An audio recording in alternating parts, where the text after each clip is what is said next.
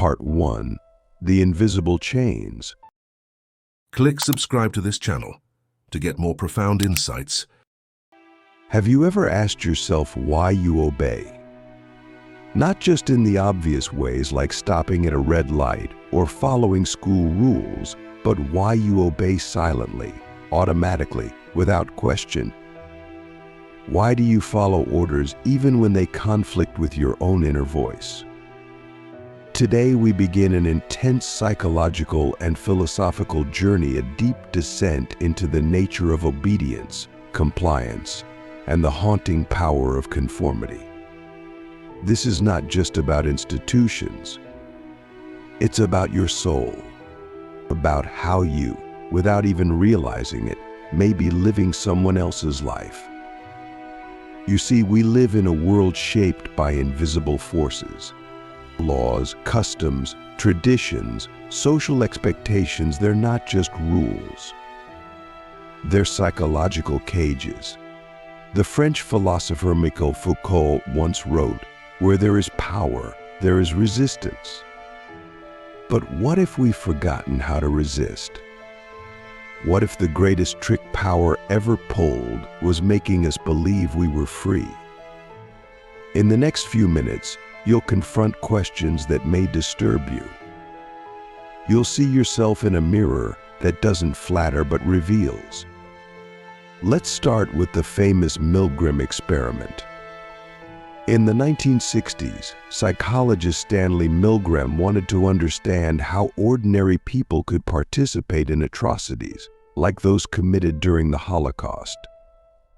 He brought volunteers into a lab and told them to administer electric shocks to a person in another room whenever they answered a question incorrectly. The shocks weren't real, but the participants didn't know that. And shockingly, over 65% of them were willing to deliver what they believed were deadly levels of electricity just because an authority figure in a lab coat told them to. Think about that. Would you have done it? Are you sure? Now pause. Ask yourself, why did they obey? They weren't evil people. In fact, most were polite, educated, and considerate. And yet, when authority spoke, their moral compass collapsed. This is the terrifying truth. Obedience doesn't require cruelty. It only requires distance from responsibility, from consequence, from conscience. When we obey blindly, we surrender not just action, but identity. Nietzsche warned us about this over a century ago. The individual has always had to struggle to keep from being overwhelmed by the tribe. He wasn't just talking about society. He was talking about conformity, the quiet pressure to fit in, to be accepted, to avoid standing out. It begins in childhood. Don't talk back. Sit still. Raise your hand. Don't question the teacher. And slowly, year by year, the wildness in us, the sacred rebellion, is tamed. The lion becomes a house cat. But why? What are we afraid of? Is it punishment, rejection, or something deeper? Perhaps we fear freedom itself. Asian philosopher Erich Fromm, in his work Escape from Freedom, argued that many people don't actually want to be free. True freedom is terrifying. It means making choices, accepting responsibility, living without excuses. For many, obedience is protection. It's easier to follow orders than to carve your own path. Easier to conform than to stand alone. Here's a question that may shake you. When was the last time you disobeyed not out of anger or rebellion, but out of truth? When was the last time you risked being disliked, misunderstood, or cast out for the sake of authenticity? If you can't remember, then perhaps you too have been caught in the web of silent obedience. Social psychologist Milgram and Asch conducted another disturbing experiment in the 1950s. He showed people a set of lines, one obviously longer than the others.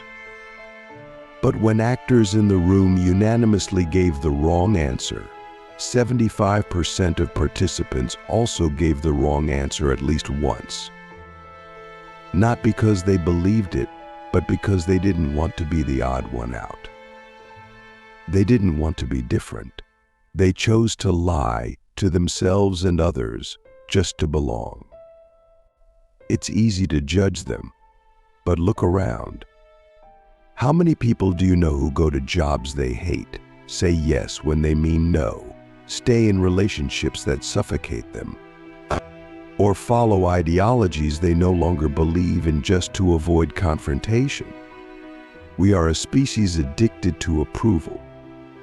But approval is a drug with side effects, numbness, regret, and a life unlived. Now let's go even deeper. Ask yourself this: who are you when you're alone? When no one is watching? When there's no one to impress or obey? Is that version of you the real you or just another mask? Philosopher Jean-Paul Sartre said, "Man is condemned to be free." What he meant is that we always have a choice, but we often pretend we don't. We say, "I had to do it. I had no choice."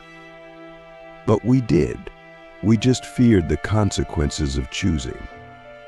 Consider this paradox. The more obedient you are, the less alive you become. Life requires risk. Growth requires disobedience. Every great breakthrough in history, whether in science, art, or politics, was an act of defiance.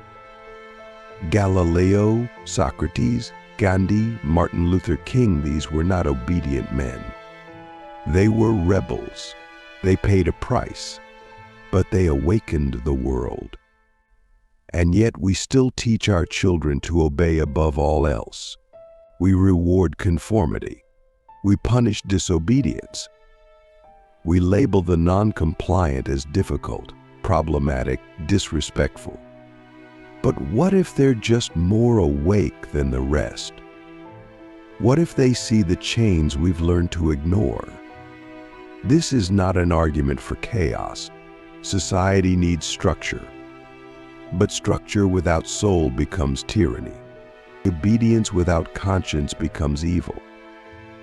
The German philosopher Hannah Arendt coined the term the banality of evil to describe how ordinary people, through obedience, can become instruments of horrific acts. Evil doesn't always wear a monstrous face. Sometimes it wears a uniform. Sometimes it smiles. So what can we do? How can we break the spell?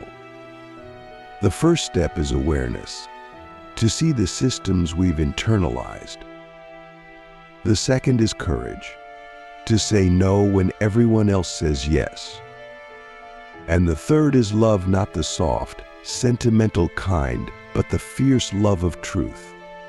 The love that dares to disrupt, to question, to disobey when obedience becomes a lie.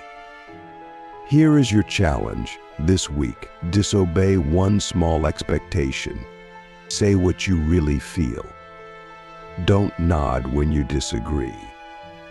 Don't laugh when the joke isn't funny. To be honest, even if it costs you.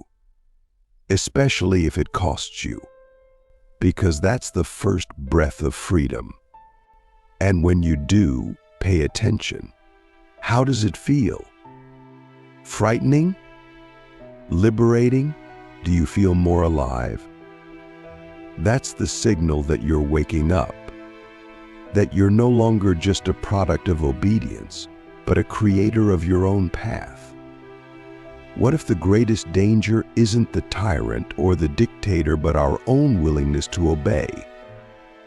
What if the revolution doesn't begin in the streets, but in the silence we refuse to keep? Part 2.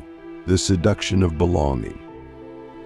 You see, obedience is not always brutal or forced. Most of the time, it feels warm. It feels safe. It feels like home. We obey because we want to belong. And here is the deepest paradox. The very thing that makes us human, our need for connection, is the same thing that often enslaves us. We conform not just out of fear, but out of love. Think about it. How many times have you held back your truth just to keep the peace? How often have you smiled when you felt like screaming? Or nodded in agreement just to avoid awkward silence? This is not weakness. It's biology. We are wired for tribe. For millennia, survival depended on the group. To be cast out meant death. And though we live in cities now, drive alone, hide behind screens, our nervous system still remembers. Exclusion still feels like annihilation. This is where the seduction begins. Compliance rewards us with acceptance. Conformity gives us a role, a place. We're told what to do, how to do it, and when, and in return, we get approval. And approval feels like love. But it's not.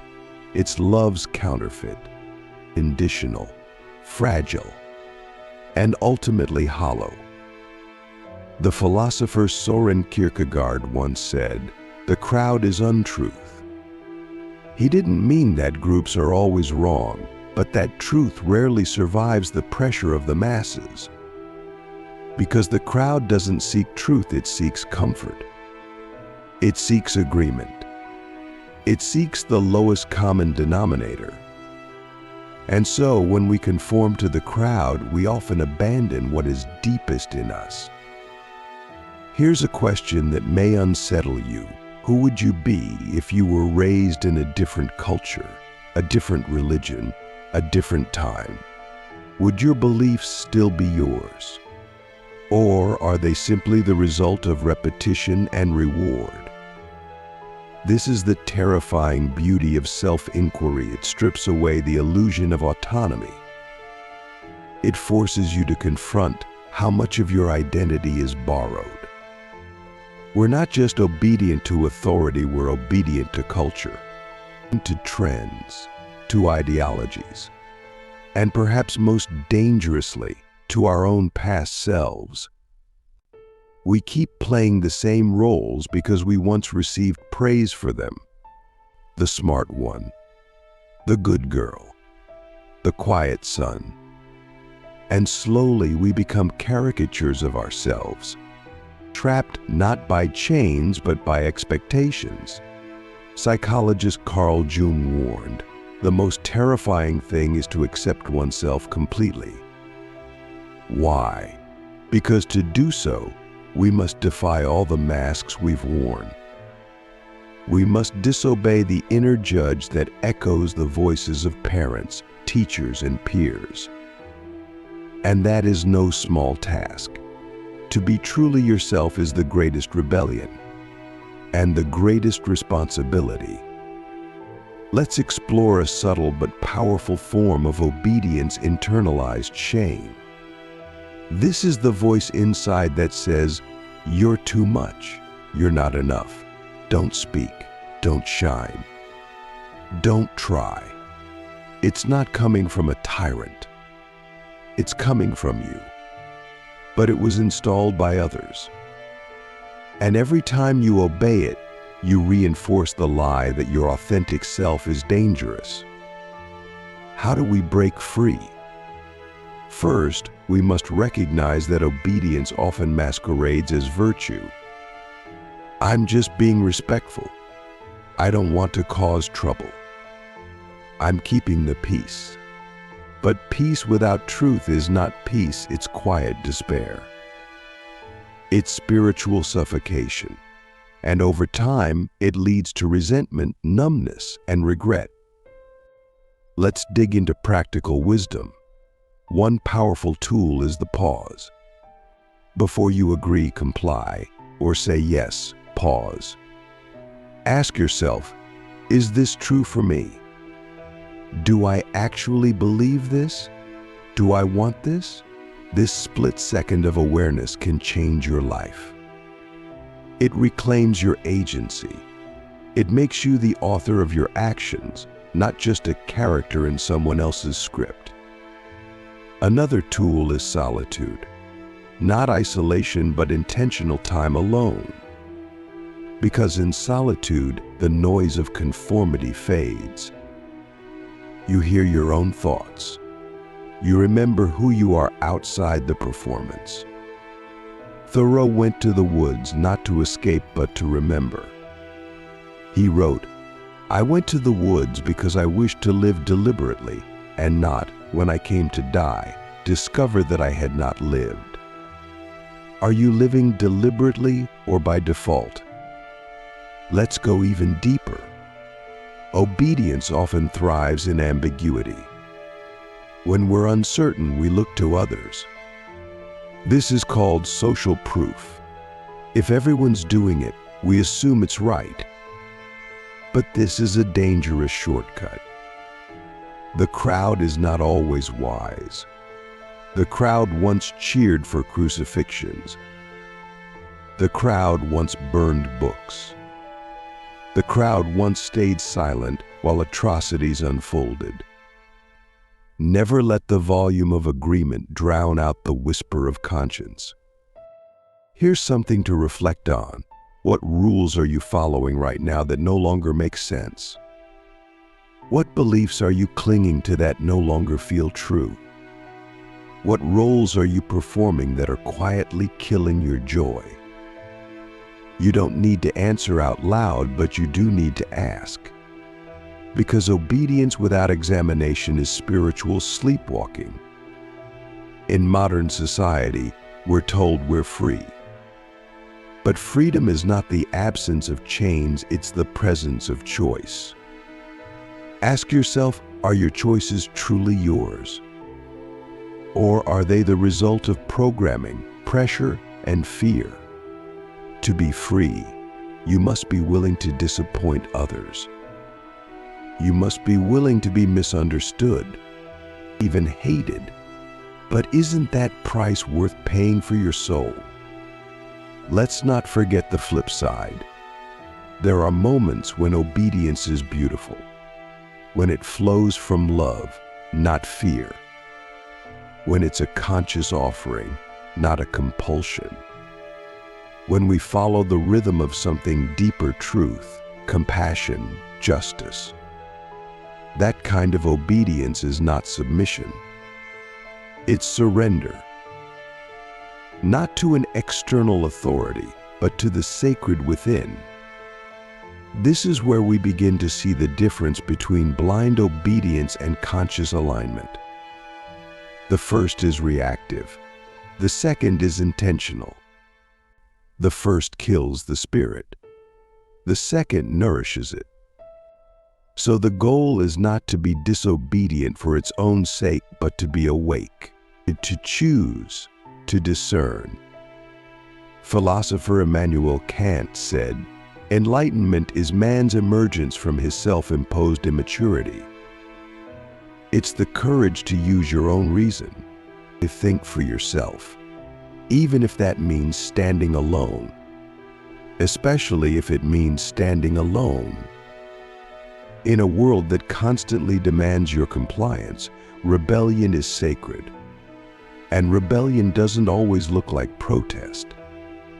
Sometimes it's choosing stillness in a world of noise, truth in a world of lies, and kindness in a world of cruelty. That too is disobedience.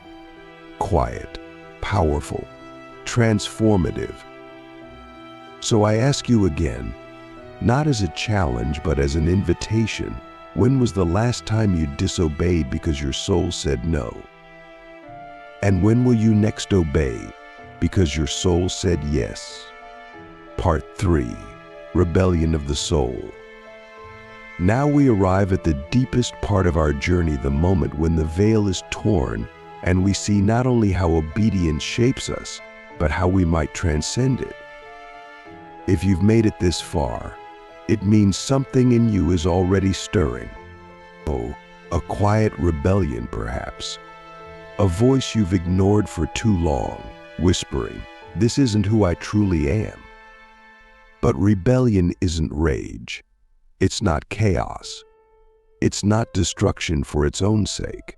True rebellion, the kind that transforms rather than destroys, comes from clarity, from awakening, from soul. It is the refusal to obey anything that insults your truth. And that kind of rebellion is the rarest and most powerful force in the human world. Let's ask a final and dangerous question. What if everything you were taught to be successful, polite, productive, normal was a lie designed to make you obedient? Not by evil conspirators, but by generations of unexamined conformity.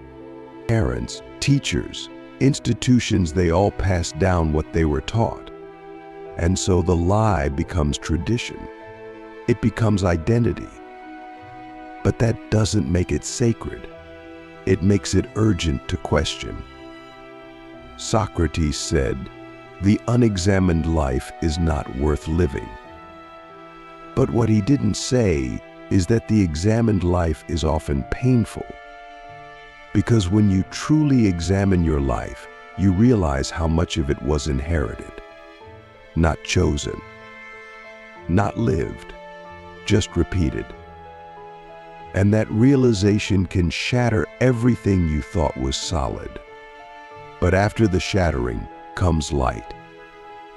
You begin to see that obedience was never the enemy. It was the test, the training ground, the mirror. And in that mirror, you see your strength, your ability to choose, the power to obey only what aligns with your highest self and to disobey everything else, no matter the cost. This is not easy. You will lose things, people, comfort, certainty. But you will gain something infinitely more valuable: integrity. The inner alignment that cannot be bought, manipulated, or silenced. You will discover that freedom is not the absence of rules, it is the presence of responsibility.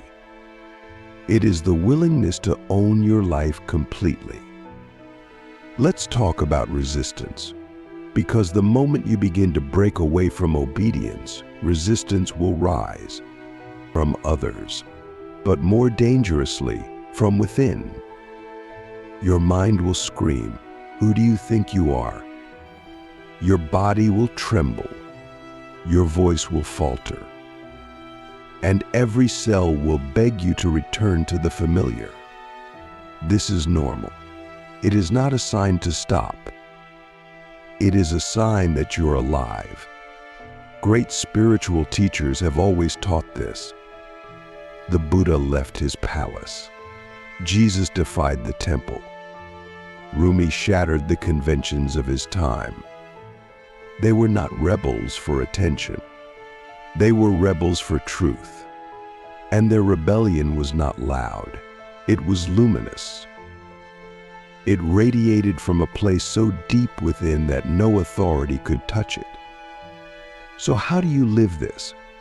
How do you embody the rebellion of the soul in a world that rewards obedience? You begin by listening, not to the world, not even to me, but to the quiet, trembling voice inside you, the one you buried under years of approval seeking, the one that speaks in strange urges, dreams, discomfort. That voice is your compass. It will not shout. It will not beg. It will only whisper until you're ready to hear. Then you act. You take small steps of defiance. You start saying what you mean. You stop apologizing for existing. You leave the room when the energy is wrong. You create art that doesn't fit the algorithm. You choose purpose over popularity. Every small act of authenticity is a crack in the prison wall.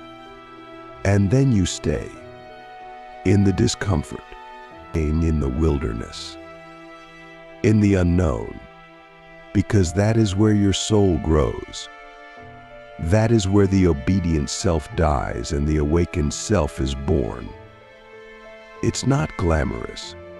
It's not always joyful, but it is real. And in a world of fakes, the real is revolutionary. Let's anchor this with wisdom from Viktor Frankl, a Holocaust survivor and psychiatrist. He said, "Between stimulus and response, there is a space. In that space is our power to choose our response. In our response lies our growth and our freedom. That space is where obedience ends and consciousness begins." How often do you pause in that space? How often do you respond rather than react? That space is your liberation. Guard it. Stretch it. Live in it. Because in that space, you are no longer a puppet of conditioning. You are a creator of destiny. Now, I must ask you something nearly impossible. Are you willing to be free, even if it costs you everything that made you feel safe? Your job, your reputation, your tribe, your beliefs, your image. Because freedom cannot be partial. You cannot be half awake. You are either living your truth or performing a lie. But here's the miracle. As you walk this path, others begin to awaken too. Not because you told them to, but because your very existence becomes a permission slip. Your integrity radiates. Your presence disrupts. Your disobedience becomes a light in the fog. And one by one, others begin to remember who they are. This is how the world changes. Not through mass movements or grand revolutions, but through quiet awakenings, one soul at a time, one act of truth, one refusal to comply with what no longer serves.